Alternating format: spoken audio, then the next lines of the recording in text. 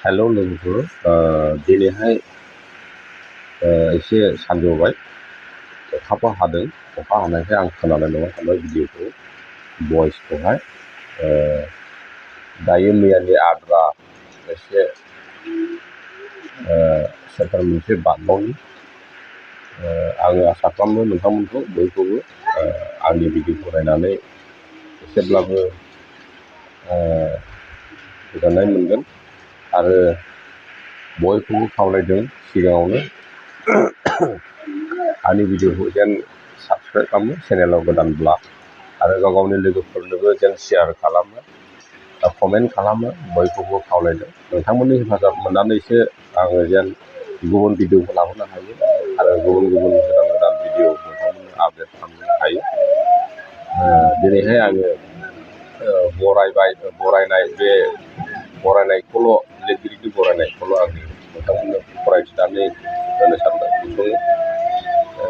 बेनि उनावहाय गाबोनफोरनो आङो सेप्टाराव हाबसिगोन।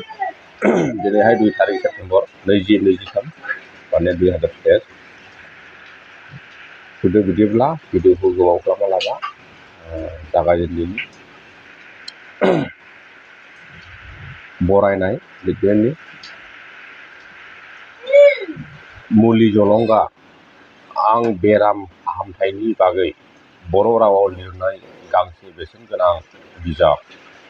बे बिजाबाव बे बिथिङाव बर' रावजों लिरनाय गोबां बिजाबफोर मोननो गैयाखौनो होनजायो।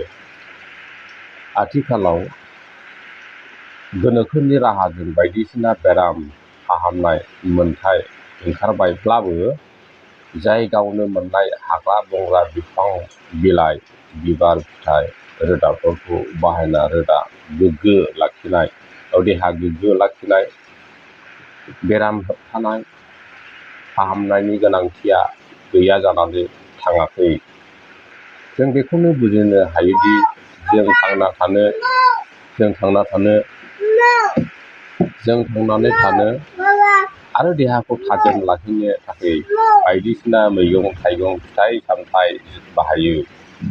अब्ला बे हाग्रा बंग्रा बिफां लाइफां फिथाइ सामथाइफोरा जोंनि देहानि खहा जानायफोरखौ फाहामनो हानाय मुलि गुन दंथारो। बेनिखायनो गोदोनिफ्रायनो बे बायदिसिना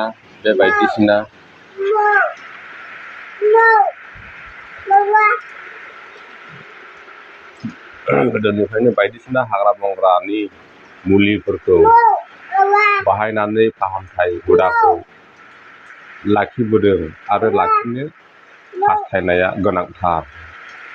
सोदोमस्रि हारिमु आफादा बे गोनांथिखौ हमदांनानै बे बिथिङाव गोबां खस्थ' खालामनानै बे मुलि जलंगाखौ सुजुदों। हाजो दैमु फोथारबारि जाहारबारि गिदिंनानै गोमालांहां सोरजिलांहां जानाय बिफांफोर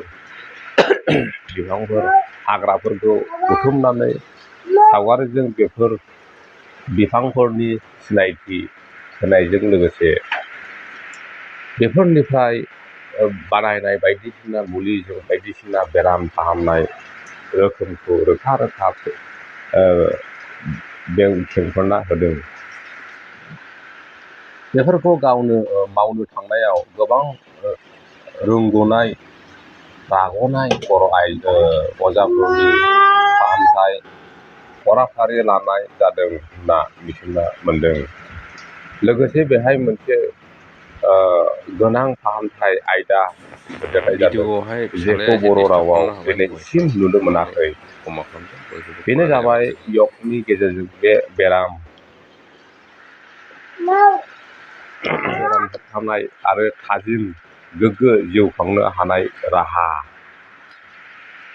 बेल' नङा, बेराम फाहामनो गोनां बिफां लाइफांफोरनि बागान बानायनानै माबोरै बे गोनां बिफां लाइफांफोरनि भान्डार रैखा खालामनो हायो बिनिबो सावगारि बेवहाय होनाय जादों। बागानखौ खालामनो हा एबा दाहा, नाथाय बे गोनां बिजाबा नखराव थायोब्ला रां रुफा खरसा खालामाजासे गावनि सिथ्ला खना उसुंदायाव थानाय हाग्रा बंग्राजोंनो फिसा बिला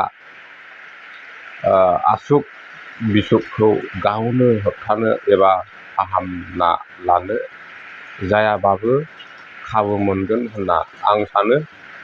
बेनिखायनो बे बिजाबा सुबुं हारिजों नाजावना लाजाथों बेखौनो आं भरसा खालामो।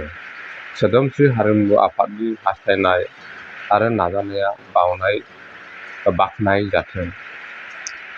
Shri Emmanuel Musahary EM education HNPFW BTD।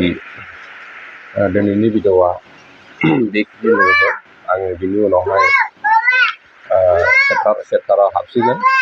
मुलि जलंगा मुलि बिफांनि सिनायथियावहाय हाबसिगोन। बिनि उनावहाय मुलि बिफांनि सिनायथियावहाय हाबसिगोन।